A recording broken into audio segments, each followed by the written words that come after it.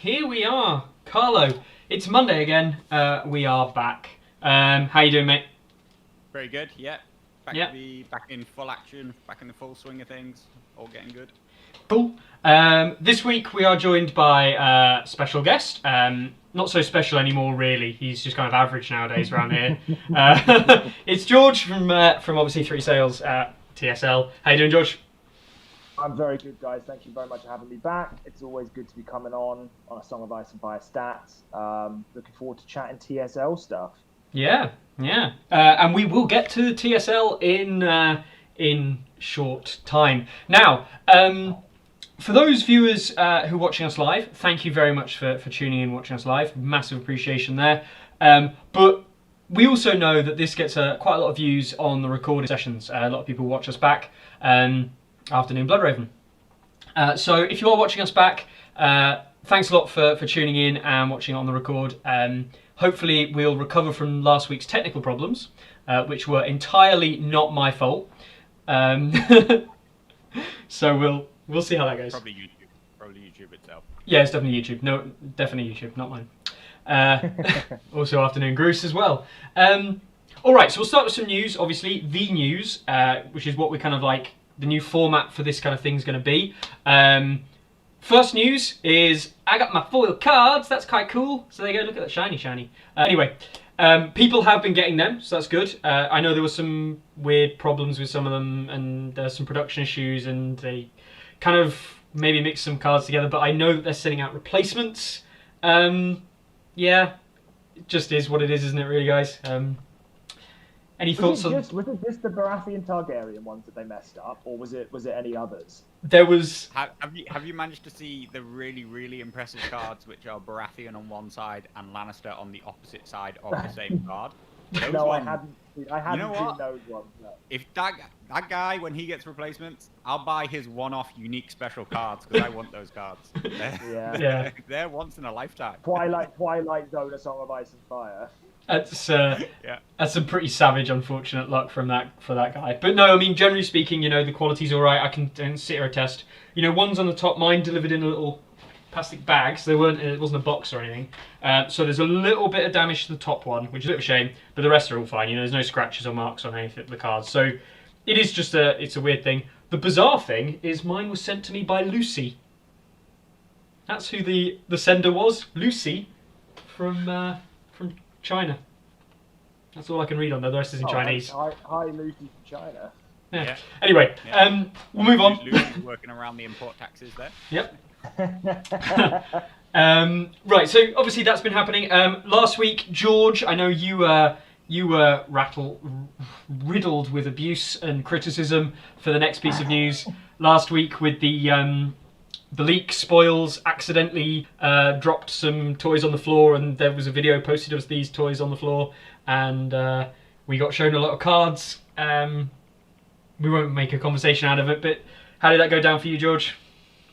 To be fair, I totally got why everyone was excited. I was super excited, and obviously, it sucks to have to disappoint people in the league, but as a TO, you have to make those kinds of decisions. And because I think I said earlier on, my initial reaction was, well, I guess we're having dragons in the second half of the TSL. But then obviously, as soon as the knowledge that it became a leak came out, and as I said on that big post that I made about it, obviously if Carlo's doesn't feel comfortable putting them up on the stats builder, and if Bartender doesn't feel comfortable putting them up on TTS, then obviously I can't do anything anyway. My hands are tied, and I respect the fact that I'm part of that kind of community ecosystem. Like, I can't act in a vacuum. And so the decision was essentially made for me. I'm really looking forward to seeing them in season 2. I actually don't think, and this might be an unpopular opinion, and obviously I don't want to drag this out too long, but I actually don't think they'll look like what they look like. I think they'll release and we'll see an errata really quick. But that's just me. I don't know. I've just got this feeling about it. I've got this feeling that there's something not quite right. Because if they leak, obviously a leak spoils releases and stuff like that. But actually, normally once something's out there, if that's what it's going to end up looking like, then it's out there and you just kind of leave it, right? Otherwise, you get that Streisand effect thing. But because so you think the fact that the video was taken down is in is an indicator that that's not their final kind of Form. release rules. That's not their final that's not their full rules, and they actually want them changed, and that's why the video's been taken down. That's what you think?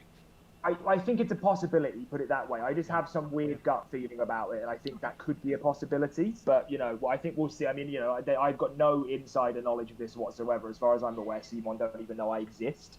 Mm.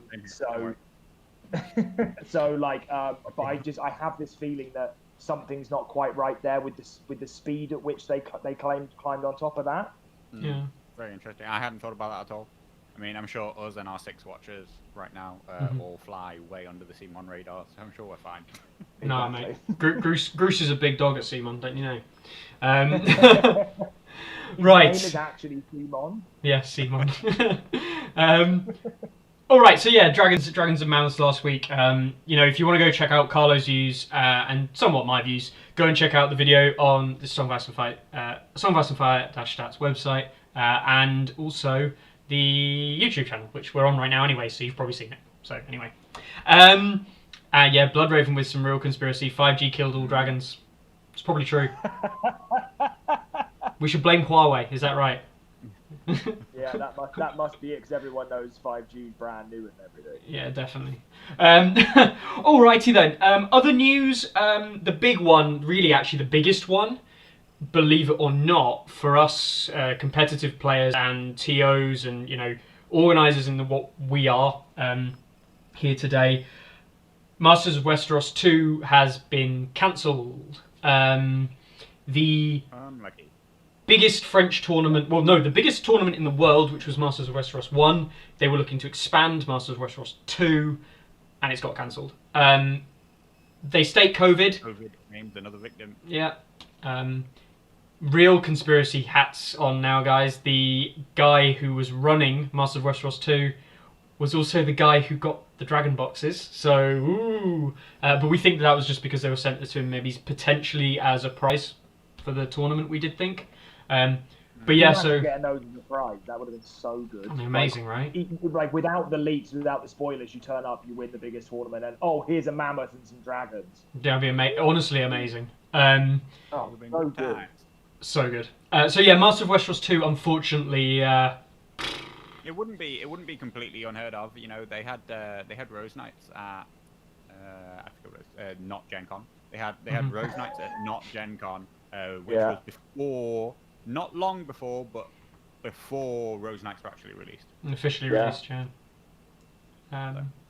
Yeah. They do that kind of stuff, so it really definitely pairs up. I also believe he claimed that they were possibly supposed to be for the online Essen reveal.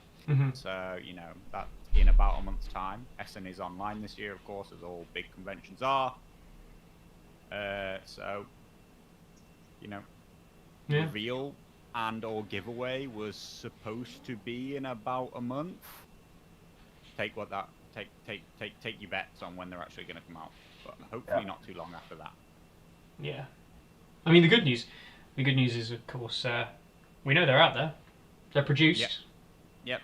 They're just ready. It's It's always a step forward. Nice. As soon as you see more, you're a step closer to them being out. But, definitely. But unfortunately, not about exactly. Tournament scene though, unfortunately, is another victim is claimed by COVID. Really, really bad news that Master of Westeros has cancelled. I was very surprised that they were going ahead with it. Yeah. But 1 month out, they've had to cancel because I believe that they can't confirm. They can't confirm the date and the venue for where it will be. And whether or not that will have to cancel. So I think they'll be working on another one roughly around the same time as Masters of Westeros 1 next year, I assume, is my guess. I know that they'll always be working on another tournament, and I hope that there'll be a lot of people there because it's a really big, good event. George, you're a TO. You do TO things now. What's your opinion on it? I think it was probably inevitable. I was really surprised. I figured it was March. Like it was last year, or February, March, like it was going to be last year. To do 2 massive tournaments like that in the space of 7-8 months, is big. Yeah, it's a big demand on your time anyway. But if that's what you're doing, that's what you're doing. But then obviously COVID, this second spike happening globally. I just, as soon as I saw that it was coming up in October, I was just like, this is almost definitely not going to happen, and it's a real shame because I'd have loved to have gone out to something like that. But it's I totally get it. I think it's sensible for all parties that you postpone it. Yeah, definitely. I mean, because I wouldn't want to put it this way. I wouldn't want to be responsible for it's because it was 100 people just at the Song of Ice and Fire stuff last time, which was the side event to a 40K. So I wouldn't want to be responsible for bringing that many people together in the current climate. Like no amount of money or prestige is worth the potential damage that you can do to people with that. That's true. Very true. Definitely. Yeah. All right then. So that moves us on from the news. We're on to the. I suppose we call it next thing. TSL. Who's heard of that thing? TSL.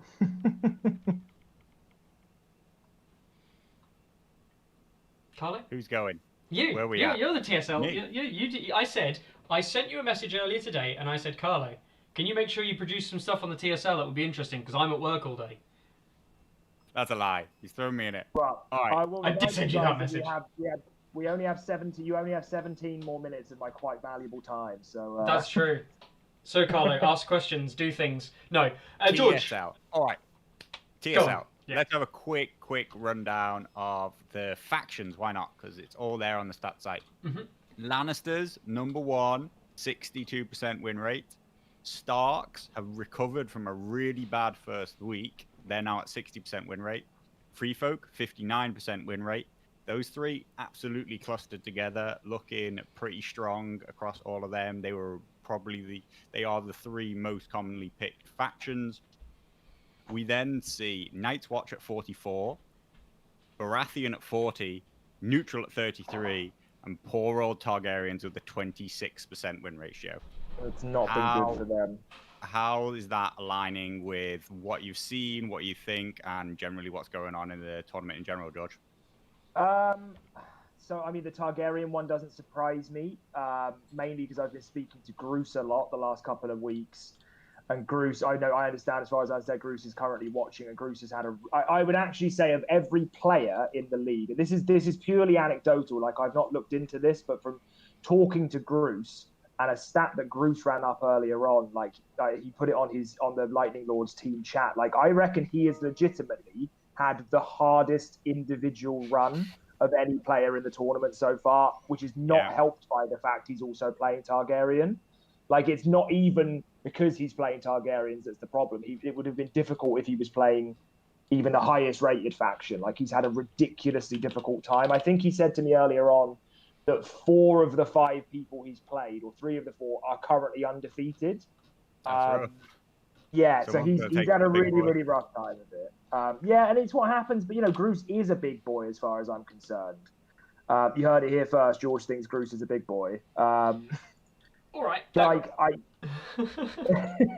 it gets, you know what happens when I'm around. It gets queer, so, but that's fine. But yeah, that's okay.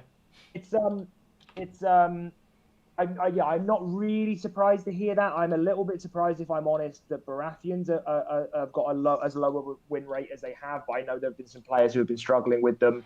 Obviously, we're still not kind of fully released for Baratheons yet, so the fact that them and Targs are still quite far down the list doesn't really surprise me that much. But I'm still enjoying the fact that we have every faction represented by more than one person. Yeah, we've got 4 neutrals, we've got 9 Targaryen players. Bob Bernard is doing really well with his Targaryens, like really well. He's with the Roosters. They're currently in 2nd place in League A, and he's their captain. He's been leading them on. I mean, overall, I've been really, really enjoying it. And yeah, those win rates kind of fall within my expectations, I'd say. Mm-hmm. So we have Lannisters in number 1 at 62%. It's not a mile. They're not a mile above everybody else. They did used to be higher. They've been slowly slipping down a bit. That is with the inclusion of the Mountain That Rides. Are you happy with the inclusion of the Mountain Rides? And do you think that he's tournament ready? Do you think that tournaments that are run, particularly on TTS, where everybody has equal access to him, do you think that he should be tournament league? So it's a complicated one because obviously I've allowed him, which would suggest that I think he is tournament legal, but that's with the caveat that it's on TTS and everyone has access to him. I wouldn't allow it if it was a case of a physical tournament where not everyone had access to the physical model. It would just be a straight up, well, no, that's not going to happen because not everyone has access. In retrospect, I'm kind of in two minds about it. I think I'm happy that we allowed it because it gave us a good amount of Lannister players. Like they're well represented. They're the second most chosen faction, I think. The equal second most chosen. Yeah. I think that's good. It's good to see Lannisters playing in what is a really high level tournament. Ultimately, like we've got some really really high level players across the league. But at the same time, like, I'm not necessarily 100% happy with the condition that he is in. You know what I mean? I would far prefer if this was the rumored Heroes Box 3 mountain that rides rather than the Kickstarter one. It's not like, and again, it's not like we allowed just him from the Kickstarter. There were other options. Someone has bought Brynden Outrider. I think it was Mr. Fox is the only one to bring him. The Roosters again. Yeah. So, and obviously, when you allow Kickstarters, you only really allow the mountain, right? Because he's the only one that ever gets properly taken. So would I do it again? I don't know. I just skipped over his stat because I wasn't looking right at the top of the list. Brynden Outrider Commander has currently got 2 out of 2 wins with a 100% win rate. So he's overpowered. Ban him. Yeah, quick, get the ban hammer out. I left it somewhere. I was using it to kill dragons earlier in the week. So brilliant. What about? So we're halfway through. Well, just over the midweek break. Give us your lowdown. Who's gonna win? It's all right. You can't say us. Well, here's the thing, man. Here's the thing. I'm not 100% sure you guys are gonna win League B. I think. Don't get me wrong. I mean, at the moment, there is literally no space between you and the Water Dancers. There hasn't been since the tournament started. I'm looking at my league tables now. Both on 15 points. Both 16 and 4 win-loss. So you score maximum points every week. Both of you have dropped 4 games. Obviously, Mickey dropped a big game this week. Wasn't that big. The guy that took it from you got MVP for doing it. So I consider it to be a big win for him at least. But yeah, so like, who's going to win? I mean, put it this way. League B, I think it's a foregone conclusion that either you or the Water Dancers are going to win it. But I'd have said that from the start as well. It's just that it's kind of weighed out that way. Doesn't surprise me. When you look at League A, and obviously I've been recording these captains interviews this week, the last 2 days, and the first video of those is coming out tomorrow. And one of the things that was coming up a lot in the League A conversations was the fact that League A, particularly in round 4, slightly less so now, but particularly in round 4, was so much more tightly clustered. Like there was 6 points at the end of round 4. There was 6 points between first and last in League A, and there were 10 or 11 points between first and last in League B. Now that's spread out a bit now, but it's but still only to 7 points. Still 7 in League A. Yeah. Yeah, it's still super tight. So here's the thing, right? I know there's the whole B for better, and I love that kind of stuff. I think overall, and this is something that even the League B captains were coming out and saying, that League A is a tougher competition, but because you have more top-level players sprinkled out through most of the teams, whereas in League B, the really, really top-level players are basically in the Smugglers and the Water Dancers. That's not to say we don't have great players elsewhere, but like the Water Dancers and you guys in the Smugglers have 4 out of 4 top-level players in your teams, whereas in League A, you tend to see that dispersed somewhat more. Yeah, basically better kind of internal team balance over exactly. Bit of a bit more extremes in League B. Yeah, I definitely feel that that League A is strong across the board. The results so far, Brotherhood without banners, a team that had been previously thought that they would be in contention. I mean, they are still within contention. They're only 3 points out, but people expected this to be a team that everybody would be in first place at the mid-season break, and they're down there in 5th right in the middle of the league. That shows you just how strong the level of players throughout that league are. Yeah. And that's really brilliant to see, and makes every game matter so much more. Yeah. Yeah, I Definitely. mean the Brotherhood have had they've really struggled to get into their stride, and I think they're starting to get there now. They went 4-0 this week against the West Coast Bannermen. Again, in terms of the teams, like I said, with Bruce having the hardest run so far, like anecdotally, I also think the Brotherhood have had one of the hardest opening runs to the season as well. Like they had, I mean, I'll bring my fixtures up here. Like up until this week, they've just had a super tough time of it. And even the Bannermen were not, they're not a team to kind of necessarily roll over. But in week one, the Brotherhood were up against the smaller council. They got off to a bad start with a worse than expected start with a 2-2 draw there.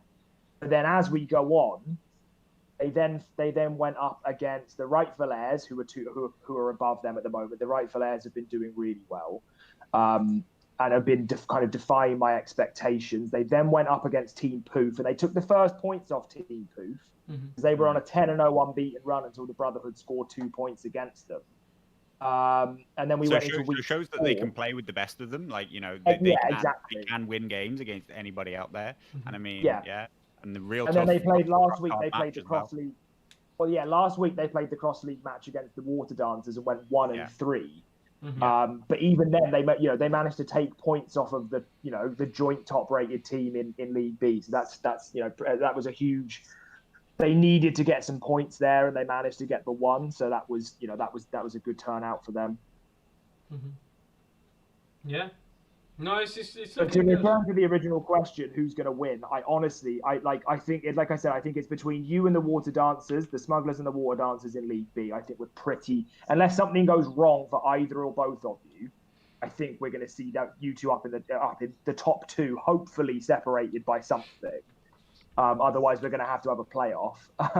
Well, we will. Otherwise, you're going to have to verify my late result against Mock Area's Vex, which currently separates us. It does currently separate you, but if only you could have played it on time.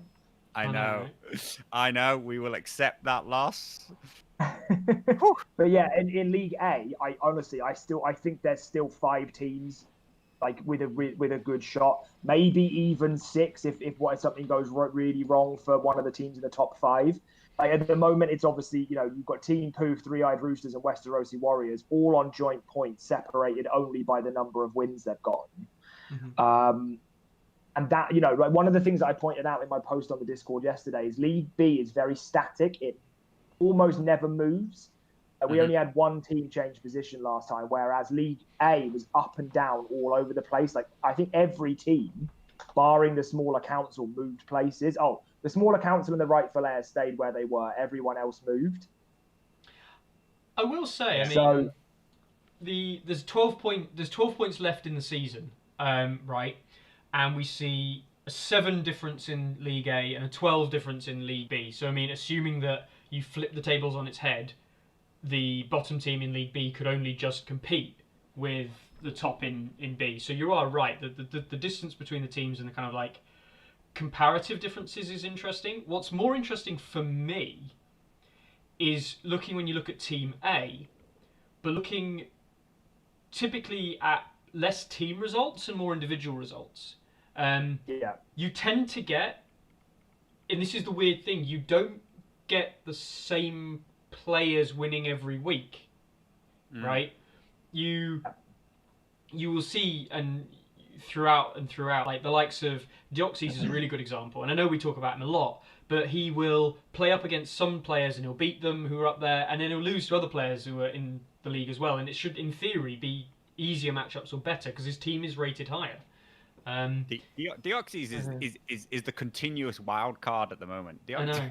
In case you haven't checked, Deoxys is currently ranked below 1500. He is a less than average player. I think he has been trolling to the max because he is definitely better than that. And we'll see if we'll see. Let's see how far he goes in the Masters tournament, because at the moment he is significantly the lowest ranked player who is a very high ranked player and made it into Masters. So I'm so gutted, by the way. I'm so gutted that I missed out on Masters by one day. Well, I it was a didn't cultural read thing. I didn't read the dates. I just didn't read the dates, and I was like, oh, I've got till Sunday. It's fine. Won a game, pulled myself up, and then it was like, oh, it's done now. Sorry, I was It's away. all right. I could have told everybody. There was multiple people who were a little bit unhappy. I didn't have as much time to communicate as I should have. It's all there, though. You needed a break, man. It's all there for the totally tournament. fine. It's all there on the tournament info, so. So Yeah, I know. I should have checked. so we're sat at 11 unbeaten players. Yep. How Let's go many of back. those do we think are gonna go unbeaten the entire time? That's a really tough call, man, because there's still, I mean, 4 matches left. Yeah. Is like We're that's still only halfway. Yeah, like another 4 to go, and we've got another beta game mode coming up. Like Sir BFE for the Bremen Highlanders is doing absolutely incredibly, like really well. Van Van's doing great. Mahoney's Law, I played against him last week, and he's a really great guy. Like I'm always happy to play against him and chat with him. He's doing excellently. Obviously Carlo and his senior builder. You're doing mighty fine up there, man. Not a full senior anymore. I played a game mode and knew that Othel was not the right choice. Took Alistair, and then once the streak was broken, a full senior sounds like something horrible that happens in Tijuana. Yeah, nobody wants to know what the full senior is. What do we think then? We're halfway through. We're halfway through, and we got 11. Well, we're just over halfway. We got 11 left. We're gonna lose half of them. Are we gonna keep 4, 5, roughly? I would like to see no one. If I'm honest, I would like to see no one go undefeated. Like, don't get me wrong. Like, going all 9 rounds is a hell of an achievement, but like, I think it would reflect well on the league if no one went undefeated. You know what I mean? Yeah. We can guarantee, if it means anything, the Humble Onion Smugglers can guarantee that some Easterosi water dancers and some Humble Onion Smugglers will no doubt get their unbeaten streaks lost, because unless we get the exact 2-2, there's 2 Easterosi and 2 Humble, both unbeaten, and we could end up completely missing each other, or we could both go head to head and take each other out. I'm just twirling my moustache now because I know the pairings already. So we'll also meet the 3-eyed roosters in the last round. So we'll see whether or not either they take a humble scalp or we take one of theirs. It's gonna be an incredible day when it's gonna be an incredible round where either you or the water dancers actually go in a negative run. Yeah, like I just because it's getting to the point now where I'm like, every week I'm like, one of them has to overtake the other now. One of them has to overtake the other, and it's just not happened yet. For it to be 5 weeks with you guys at absolutely level pegging has been incredible. And for Bloodraven, we're in week 7, right? Week 7 is. No, we're going into week 6. So like, we've done 5 weeks. Oh, sorry. So what you're talking about your match? That's that's Easterosi versus the Humble Onion Smugglers. That's a week 7 matchup, isn't it? I'm pretty sure that's week 7. Yeah. Yeah. Look. I think off the top of my head, week 9 is when we play. Week 9 is when you play the Roosters. The very last weekend. Sorry. Yeah, the very last week of the very last cross league card. Is you versus the Roosters. You guys go up against the Water Dancers in week 7. Yeah, so it's technically, so it'd be 2 full weeks from now. You'll be that fixture will be starting. In Darkwing's Dark Words, I'm sure we're more pleased about that than they are. Yeah, I'm going to call it now. I don't believe they are particularly big fans of the game mode. We like it. Yeah, we do. Mainly because Stannis has a chance in that game mode. Yeah, if anybody's not aware, we spend 90% of our time. The 99% of our team chat is us making fun of Stannis, because up until Mickey threw a game, he was the only person who'd managed to lose. Yeah. So, it was all in good faith because we hadn't lost any points yet. But Stannis tried to every team has to have a weaker member, right? It just happens. Yours just happens to be Stannis, who won. Who very nearly won the NRG. He just happens to be one of the strongest Baratheon players out there. Yeah, exactly. He's not meta defining or anything, right? He's just a weak player. No, Yeah. what you don't realise is if you look at the rankings, there's already a transfer request for Subiefi after he beat Stannis in the matchup. Yeah. We've Pending. already put a transfer request in. I got my euros out of my pocket and was just like feeding them under the table to bartender, and hopefully he's going to let us steal We them. offer one dragon. Well, speaking of bartender, I am going to have to take my leave from you guys because I've got to go and finish these 3 captains' interviews, starting with my man bartender. Awesome. Well, thanks a lot for joining us again, George. Always I'm a pleasure, sure boys. Always a pleasure. that we will catch up with you again. I'm sure that Bartender will give you an amazing interview and be really fun and interesting because he actually is, and that's not even a lie or a joke. He is legit a He lovely guy. actually is, yeah. All the best, George, and we'll catch up with you. What do we have to look out for over this week? Yes. During the midweek break. Yeah, so you are tomorrow. I'm releasing 4 videos tomorrow through Friday. There's going to be the captains' interviews, League A Part 1 and Part 2, then League B Part 1 and Part 2. So I've just got these 3 interviews to finish today. I've got Bremen Highlanders, obviously, with Bartender. Then I've got the Knights of Summer with Low and Zahn. And then I've got Go Big or Go Home with Ellie at Studio, all in the next half an hour. Brilliant. So those videos, the first one will be out tomorrow. Keep your eye out for it. And then obviously 3 Sales is now doing this new series we announced today, which are these list clinics. So I'm starting to work on those already. So that's going to be good. So it's Rathians for the first week, right? Yeah, so it'll be the same order as all my faction overviews, alphabetical order with neutrals and free folk at the end. We'll send Stannis over. He needs a bit of help. He's not sure what he's going to do with his lists in the second half of the TSL, but he definitely wants. He needs a bit of help from you. So we're sending over. Good guys. All right, catch you in a bit, guys. Thank you so much. Thanks, George.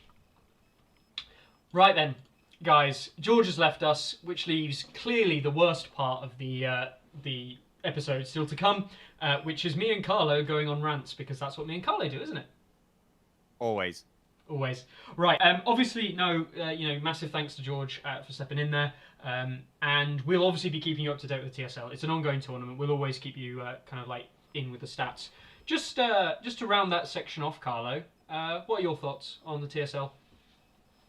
I think the TSL will really, really come into its own in season 2 when George is right that in a lot of ways League A is better than League B because those really close games where you can't predict which way the matchup's going to go is just better for everybody involved.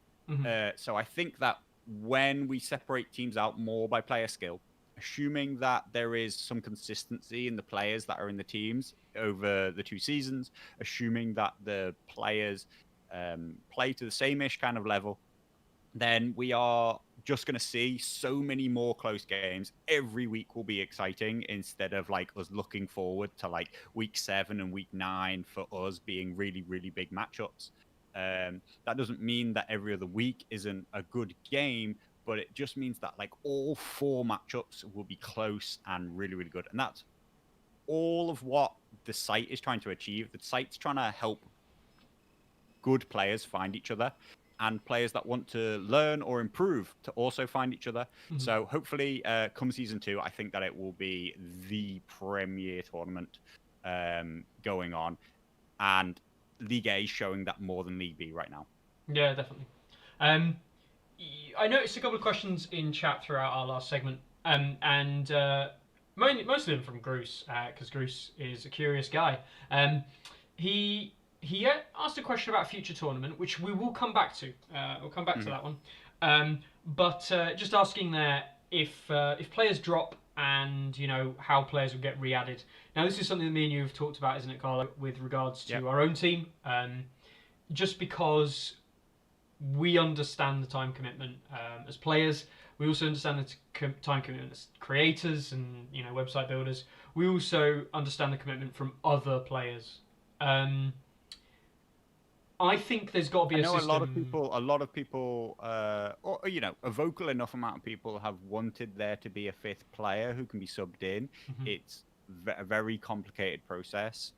So,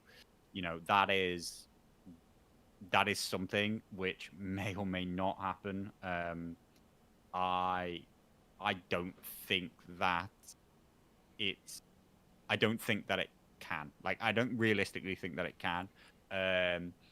But like there are ways to make the league more accessible, but they all add such huge amount of work to the TO, and it already is such a big undertaking by George. So, I think there are things that can be asked for, but to implement them is actually so much harder than you might think.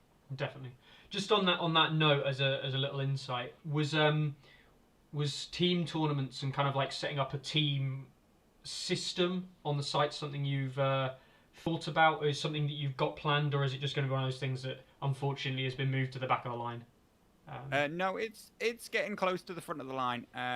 What I really want to... So the site has been very successful on TTS. We have to...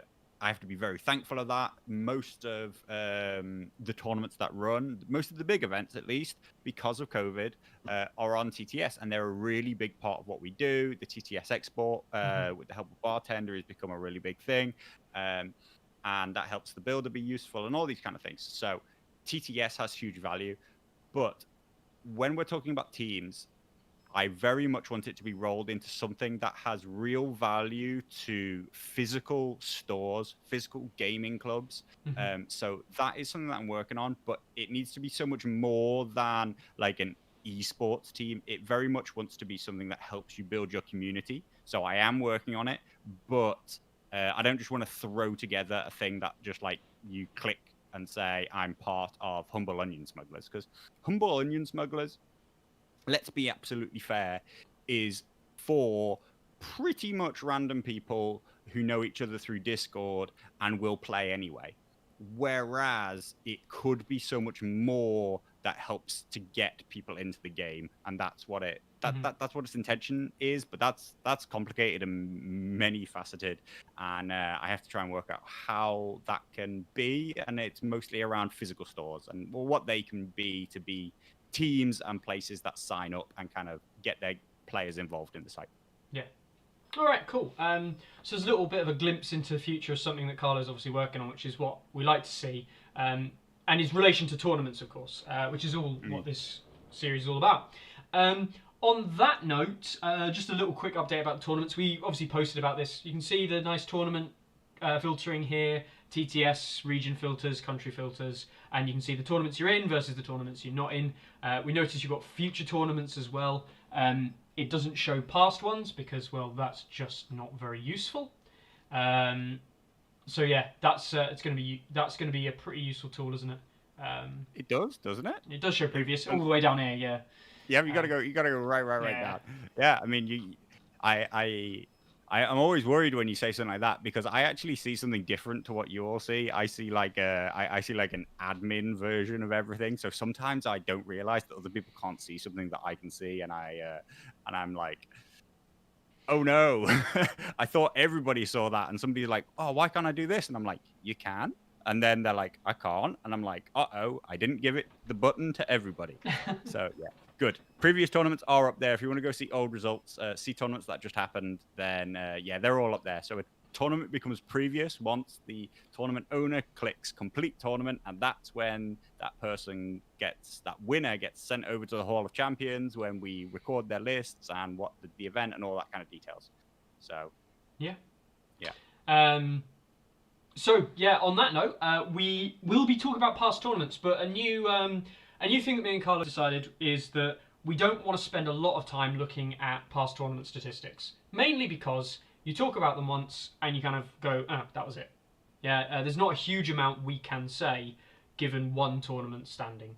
So what we decided to do, we will be releasing weekly posts going through all of the different lists, showing you some interesting things from each tournament, just trying to get community engagement out there for people who aren't aware as the tournament scene.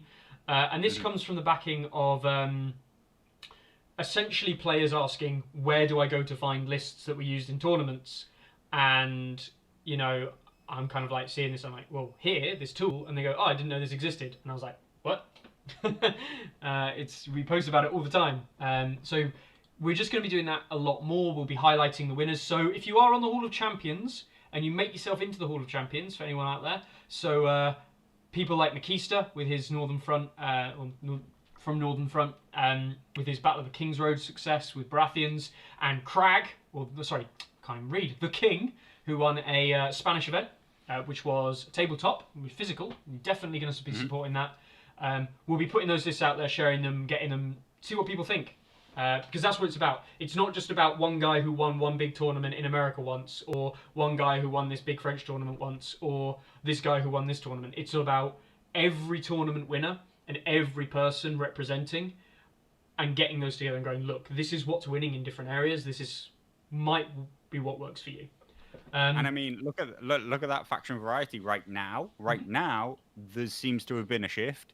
Right now, we've had some Baratheons diving on in there. I mean, it's Courtney Penrose. Let's not pretend that it's some kind of massive set of variety. Courtney Penrose is winning right now. Yep. But we've also seen some Lannisters, and shock horror, one of them didn't include Mountain That Rides. So there you go.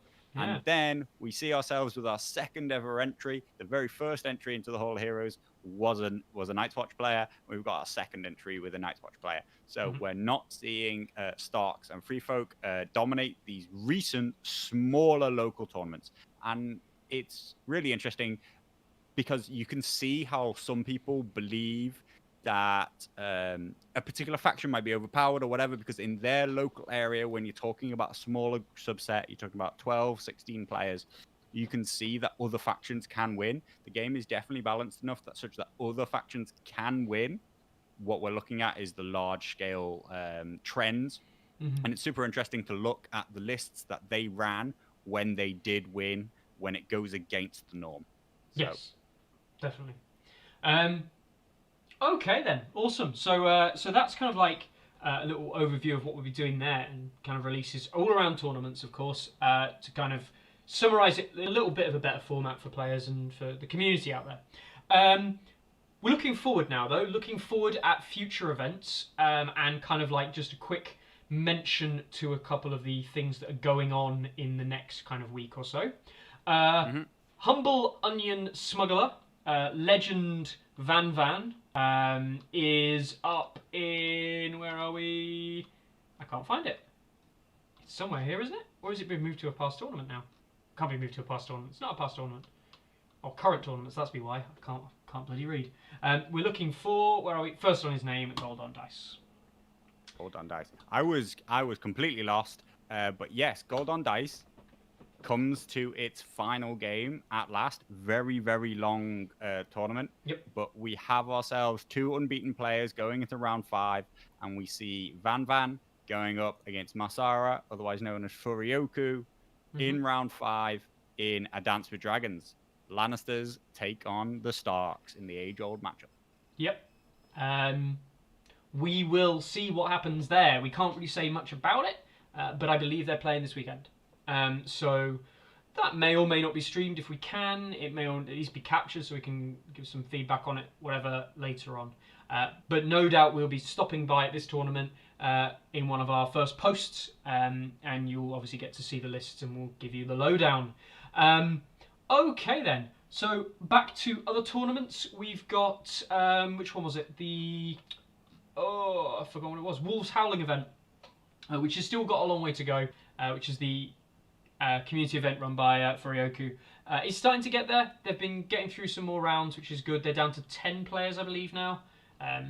So we'll see how that one evolves as time goes on. It's still got some time to go.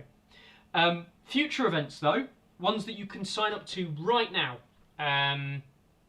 What's off the top of your head that's the TTS? Let's go for TTS events, because this is more applicable for everybody. Kings of the East Coast, this is the one we were talking about, wasn't it? And the Activation Experiment, which is the more recent one. So yeah, we have ourselves an interesting tournament, which we've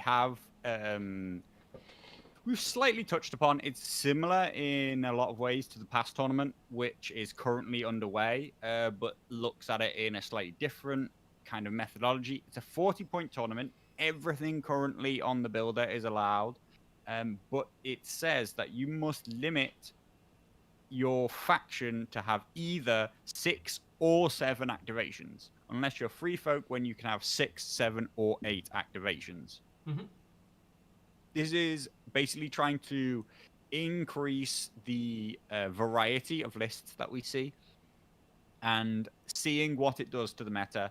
It is by majority an Australian tournament, but if you're interested in what they're trying to do and you're interested in what they're trying to achieve, then more players will definitely help get them more results, have more to say about it.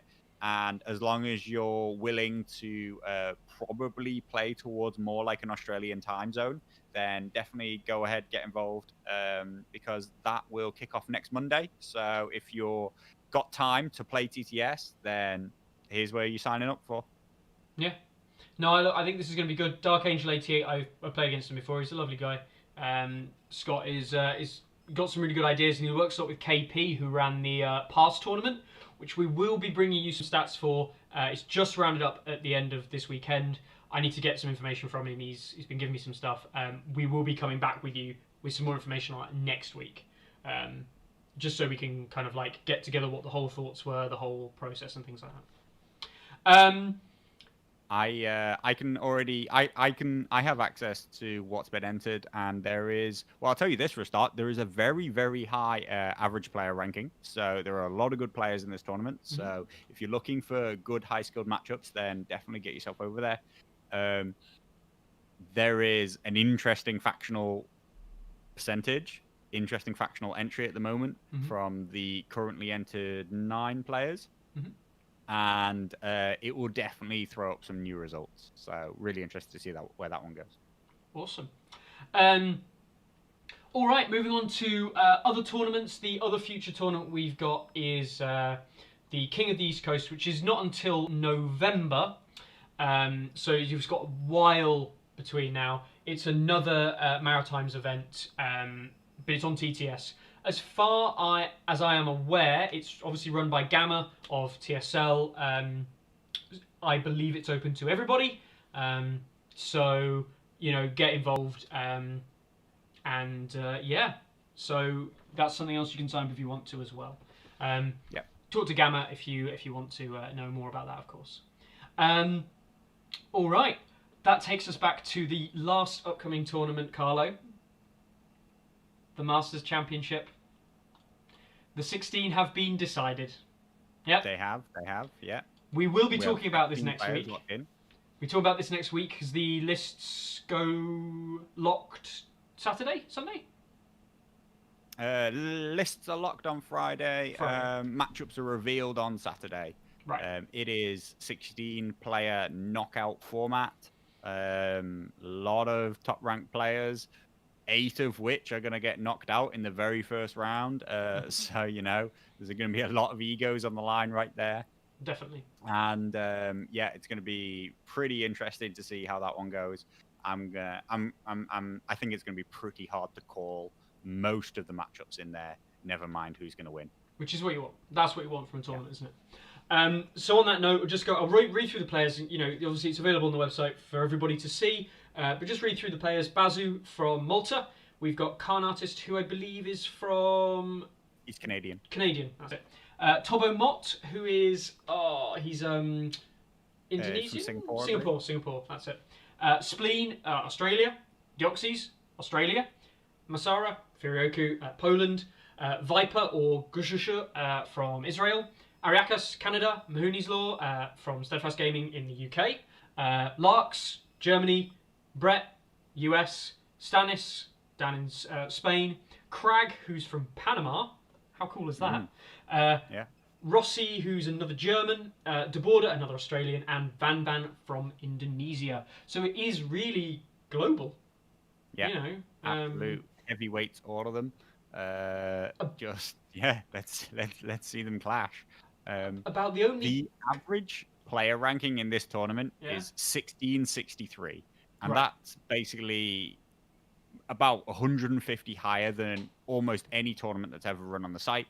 To put that into perspective, the rankings, the ELO rating system thinks that if these players played any other player, they would have about 80% win chance in every game. So basically, you could double the number of people in this tournament, and these players should all win the first round and just jump through.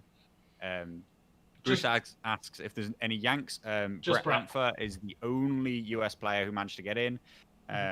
We don't want to go down the whole rabbit hole, but you know, the US players, despite the number of people who use the site, are not highly rated currently on TTS. They are not winning the international tournaments. The European scene looks significantly stronger. That's why we end up with significantly more European players. And it's not just Europe.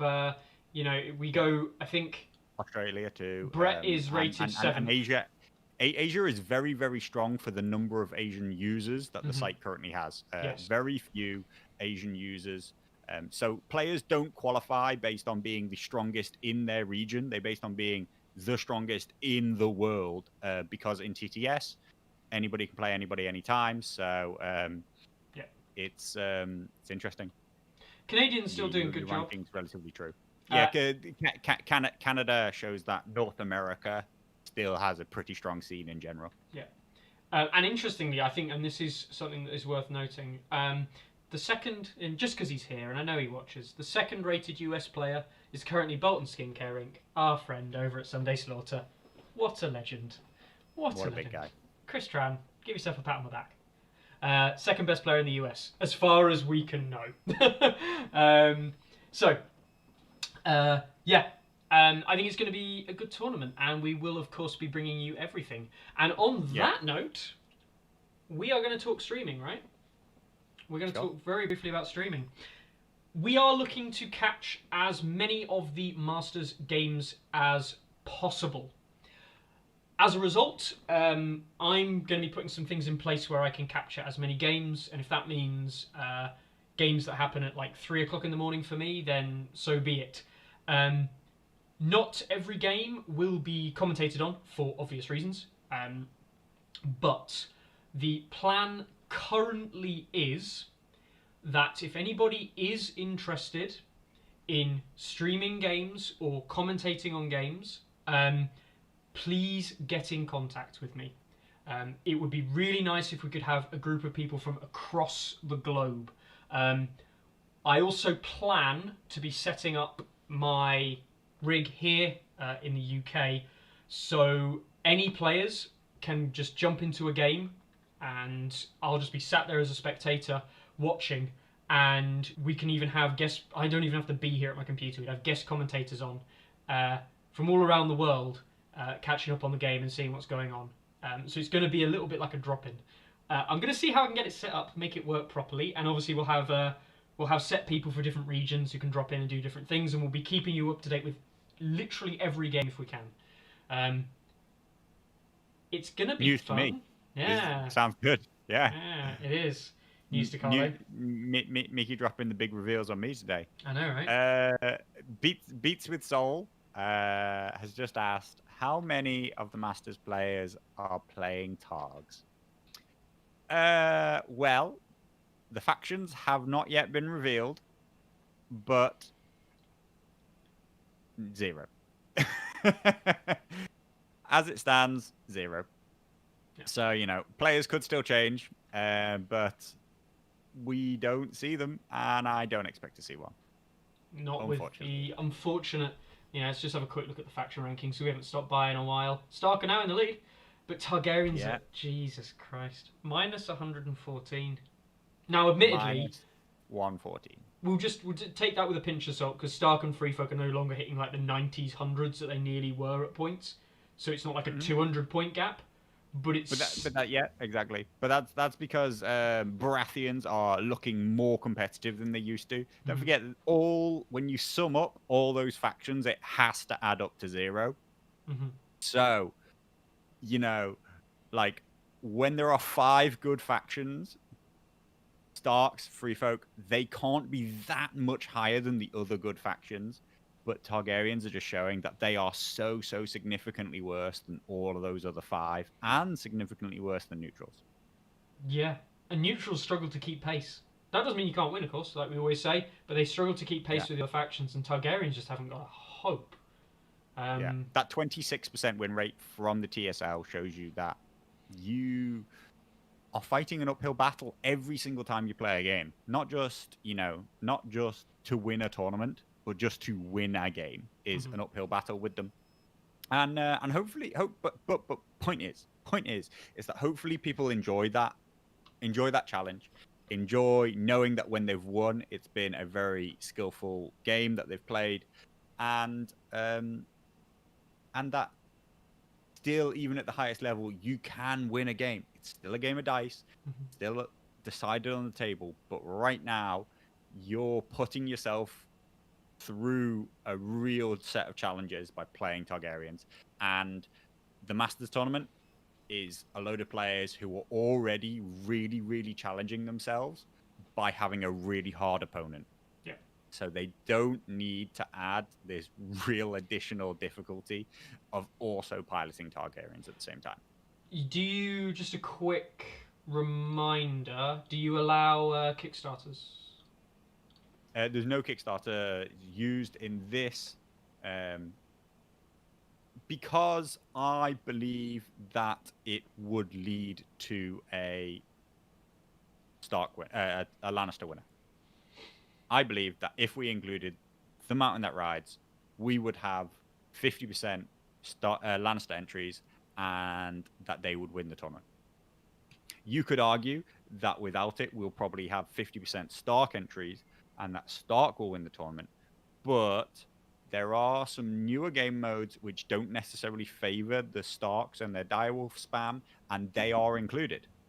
Therefore, I think that is partly a self-balancing act on the Stark spam anyway, which I don't think is applied to the Mountain That Rides. The Mountain That Rides is powerful in almost all game modes, and we'll see how well the Free Folk do. We'll see.